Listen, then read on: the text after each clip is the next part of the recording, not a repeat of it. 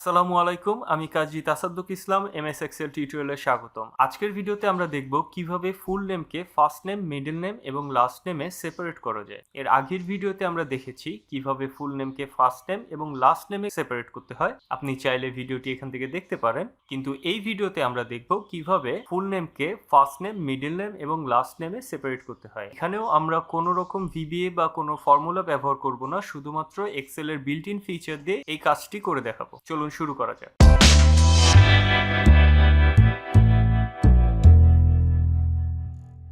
এই ওয়ার্কশিটে আমাদের কিছু নেম আছে। এই নামগুলোর প্রত্যেকটিরই তিনটি পার্ট আছে। ফার্স্ট নেম আছে, মিডল নেম আছে, লাস্ট নেম আছে।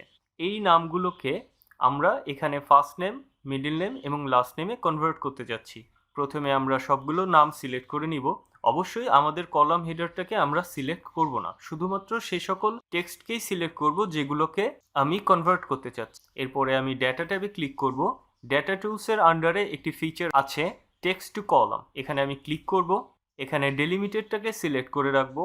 নেক্সটে ক্লিক করব। এখান থেকে আমরা স্পেসটাকে সিলেক্ট করব। এবার আমরা নেক্সটে আবার ক্লিক করব।